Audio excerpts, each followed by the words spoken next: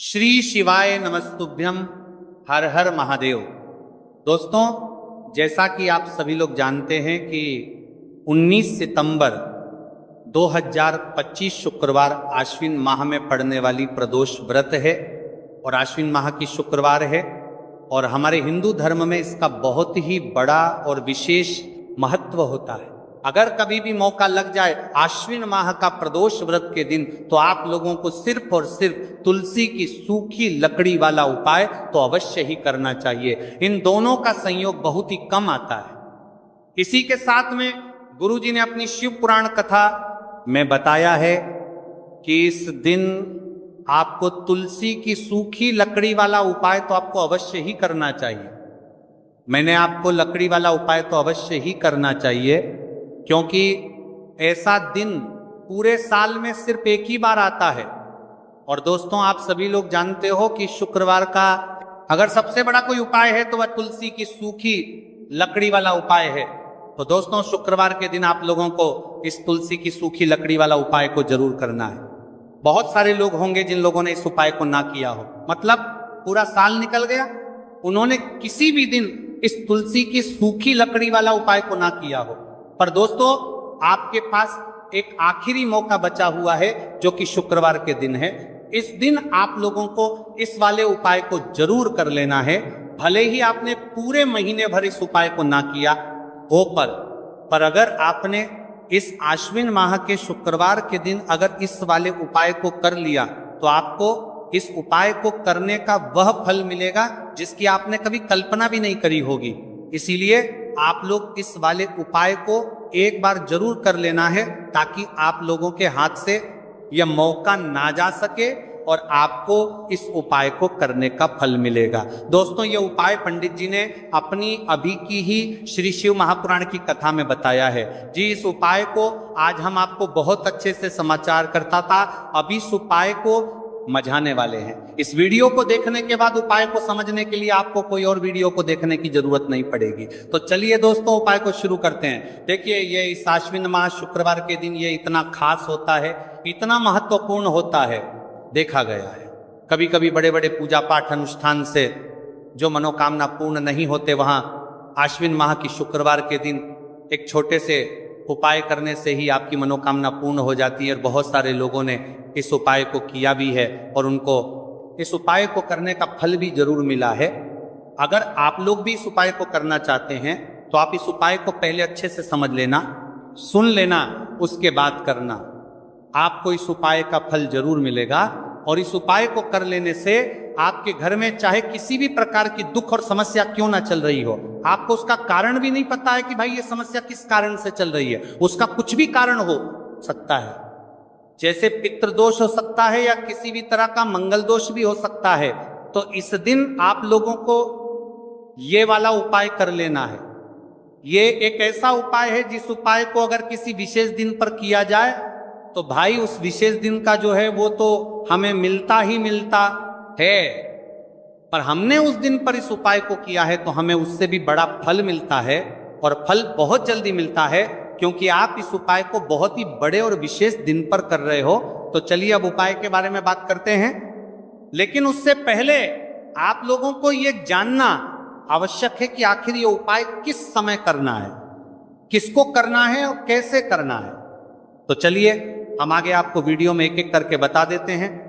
लेकिन उससे पहले अगर आप लोग हमारे चैनल पर पहली बार आए हैं या फिर मेरी आवाज़ आज पहली बार सुन रहे हैं, तो हमारे चैनल को सब्सक्राइब जरूर कर लेना और इस वीडियो को लाइक करके कमेंट बॉक्स में श्री शिवाय नमस्तुभय, ओम नमः शिवाय जरूर टाइप कर देना। तो दोस्तों, इस तुलसी की सूखी लकड़ी वाला उपाय को हमें शुक्रवार के दिन कैसे करना है, किसको करना है, किस समय करना है और कहां पर करना है, ये सारे सवालों के जवाब आपको इस वीडियो में मिल जाएंगे। और जो ये वीडियो देखेगा भाई, उसको तुलसी की सूखी लकड़ी वाला उपाय जरूर करना चाहिए, क्योंकि इस दिन काला तिल का भी बहुत ही बड़ा और विशेष महत्व होता है। और जब बात आ जाए तुलसी की सूखी लकड़ी वाला उपाय की, तो ये सोने पर सुहागा वाली बात हो जाती है और ये एक बहुत ही बड़ा उपाय होता है। अब दोस्तों, इस तुलसी की सूखी लकड़ी उपाय को आखिर करना किसको है? सबसे पहले हम लोग वो बात जान लेते हैं। तो देखो, घर की जो बड़ी माताएं बहनें होती हैं, उन माताओं बहनों में से कोई भी एक बड़ी माता बहन इस वाले उपाय को कर सकती है। और दोस्तों, अगर आप चाहे तो अपने घर में से सभी सदस्यों को भी इस उपाय को करवा सकते हैं। अगर किसी व्यक्ति की खुद की कोई मनोकामना है, खुद की कोई दुख और परेशानी है, जो कि वह अपने लिए ही करना चाहता है इस वाले उपाय को, तो वह खुद अपने लिए भी कर सकता है। बाकी अगर कोई घर में से ऐसा है जो कि अपने पूरे घर परिवार की सुख और शांति के लिए ये वाला उपाय करना चाहता है, तो भाई वह भी कर सकता है, भाई वो भी कर सकता है, उसमें भी कोई दिक्कत वाली बात नहीं है। कहने का मतलब यह है कि इस उपाय को हर एक सदस्य भी कर सकता है, और पूरे घर परिवार के सदस्य के लिए घर की बड़ी माताओं बहनों में से कोई एक माता बहन भी कर सकती है। माताएं बहनें अगर घर में उपस्थित ना हो या वह ये वाला उपाय ना कर पा रही हो, तो फिर घर का कोई बड़ा सदस्य भी इस तुलसी की सूखी लकड़ी वाला उपाय को कर सकता है, चाहे फिर वह पुरुष ही क्यों ना हो, उसमें कोई भी दिक्कत वाली बात नहीं है। उसके बाद में दोस्तों जो अगला प्रश्न निकल कर आता है वह ये आता है इस उपाय को लेकर के, आखिर इस उपाय को हमें किस समय करना है? सुबह के समय करना है कि शाम के समय करना है? तो देखो, इस वाले उपाय को आप लोग सुबह के समय भी कर सकते हो और शाम के समय प्रदोष काल में भी कर सकते हो। अब अगर आप पूछो कि भाई साहब सबसे उत्तम समय कौन सा रहेगा इस तुलसी की सूखी लकड़ी वाला उपाय को करना है का, तो हम आपसे बस यही कहेंगे कि इस उपाय को आप सुबह के समय करेंगे तो ज्यादा बेहतर होगा। बाकी अगर प्रदोष काल शाम के समय भी करेंगे तो भी अच्छा होगा, उसमें कोई भी दिक्कत वाली बात नहीं है। तो अब दोस्तों जो अगली सबसे बड़ी और महत्वपूर्ण बात आती है वह ये आती है कि सुबह अगर हम उपाय को करेंगे तो हमें कितने बजे से लेकर कितने बजे तक के बीच में करना है, और शाम के समय प्रदोष काल में करेंगे तो हमें कितने बजे से लेकर कितने बजे के बीच में करना है। तो देखो, सुबह जितनी जल्दी हो सके आप उपाय को करने की कोशिश करना। बाकी अगर किसी कारणवश लेट भी हो जाओ, थोड़ी देर भी हो जाए, तो 10 या 11 बजे तक भी आप उपाय कर लेना, पर 12 बजे से ज्यादा देरी ना हो, ठीक है? इस बात का ध्यान रखना। उसके बाद में दोस्तों अगर शाम के समय प्रदोष काल की बात करें, प्रदोष काल का जो समय होता है वह शाम के 6 बजे से शुरू हो जाता है। मतलब शाम के 6 बजे से शुरू हो जाता है, मतलब शाम के से लेकर 7 के बीच का जो समय होता है, यह समय प्रदोष काल का समय होता है। तो आप इस उपाय को 7 या 8 बजे के बीच में भी कर सकते हो, मतलब शाम के 6 बजे से रात 8:00 बजे के बीच में आप कभी भी इस वाले उपाय को कर सकते हो, उसमें कोई भी दिक्कत वाली बात नहीं है। देखिए, यदि हम किसी भी प्रकार के उपाय को निश्चित दिन और निश्चित तिथि पर करते हैं तो इसका हमें बहुत अधिक लाभ मिलता है, और इन उपायों को करने के बाद हमारे जीवन में बहुत अधिक परिवर्तन आता है। साथ ही साथ ये जो उपाय आपके जीवन की सारी परेशानियों को और सारी बाधाओं को दूर करने वाले हैं। देखिए दोस्तों, आज के इस पूरे ही वीडियो में हम आपको 3 चमत्कारिक उपाय बताने वाले हैं, और ये तीनों ही उपाय बहुत ही खास और बहुत ही ज्यादा विशेष होने वाले हैं। तो चलिए दोस्तों, जान लेते हैं गुरु जी द्वारा बताए गए सबसे पहले उपाय के बारे में। भाद्रपद माह धन प्राप्ति उपाय, तुलसी की सूखी लकड़ी घर में रख देना, बहुत जल्दी करोड़पति बनोगे।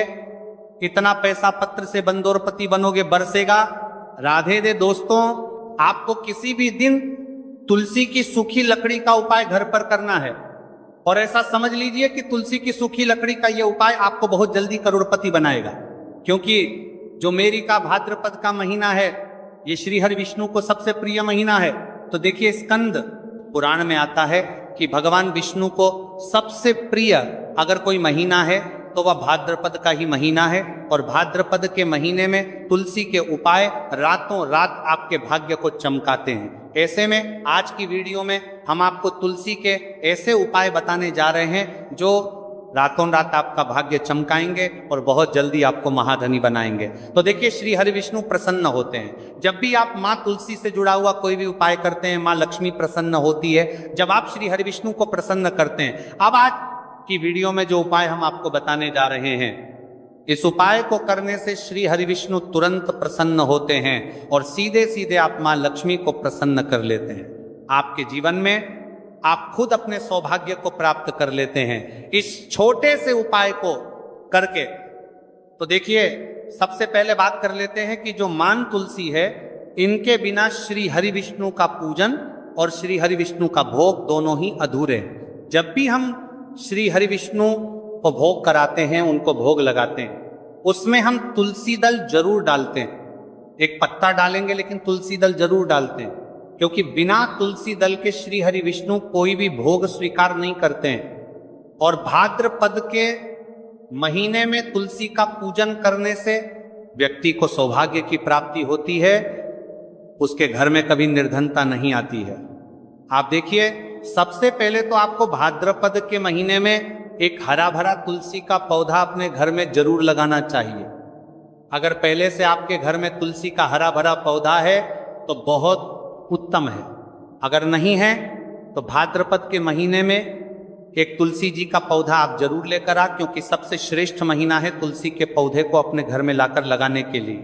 दूसरी चीज कि देखिए, भाद्रपद के महीने में या उससे पहले आपके घर में तुलसी जी का पौधा सूख गया है, और अगर तुलसी का पौधा आपके घर में सूखा हुआ है तो उससे कौन सा उपाय है जो आप करके रातों रात अपने भाग्य को चमका सकते हैं। तो देखिए, अगर आपके घर में माध्य में तुलसी जी का सूखा हुआ पौधा है, इसमें आपको हरे भरे पौधे से उपाय नहीं करना।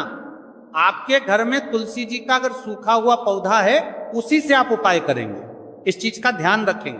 तो देखिए, अगर तुलसी जी का पौधा सूख गया है तो आपको क्या करना है, उसकी छोटी छोटी कहानियां लेनी है, गिन करके 7 कहानियां, ठीक है ना। कितनी कहानियां लेंगे? 7 कहानियां लेंगे। थोड़ा सा मौली धागा आपको लेना है और 7 तुलसी की सूखी लकड़ी को एक के अंदर एक यानी गट्ठा टाइप का बनाना है और उसको बांध देना है, ठीक है ना। सारी तुलसी की लकड़ियों को इकट्ठा करना है और मौली धागे से बांध देना है। बांध देंगे कलावा लपेटकर।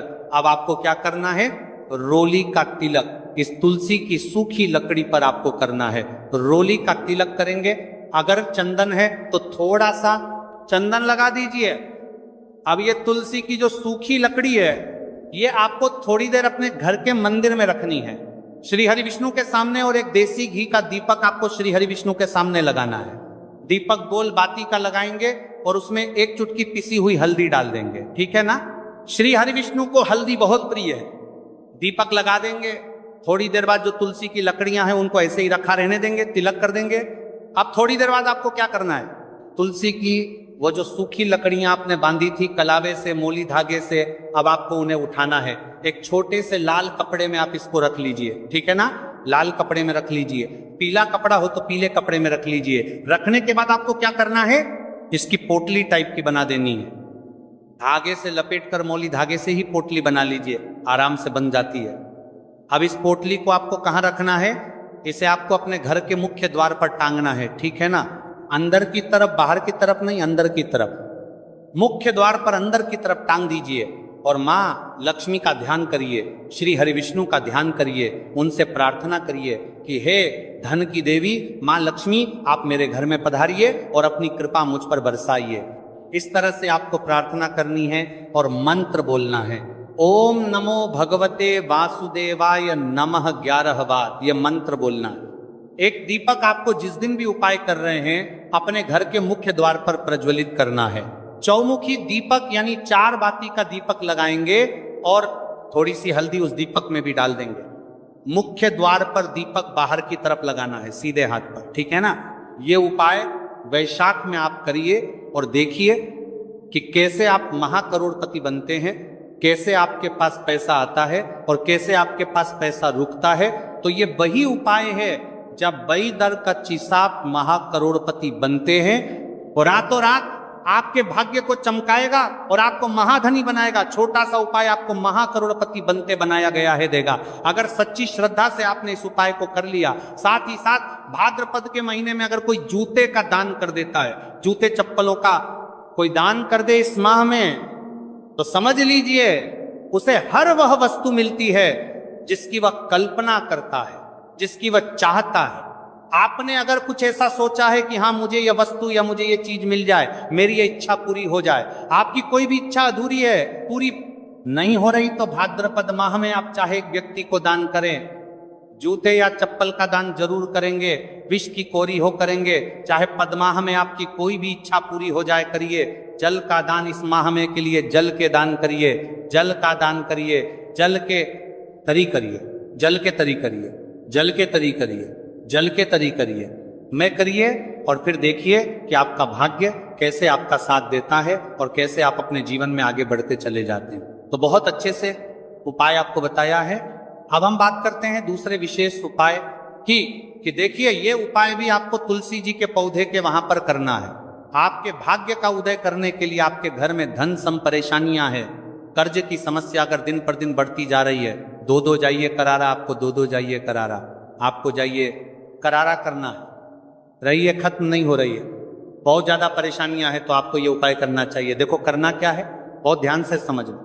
आपको मात्र तांबे के पात्र के अंदर जल लेना है, उस जल के अंदर एक चुटकी आपको हल्दी मिला देनी है, ठीक है, और साथ में लेना है एक कमल गट्टा, या केवल उपाय पिता पक्ष शुक्रवार चैत्र नवरात्रि के दिन करना।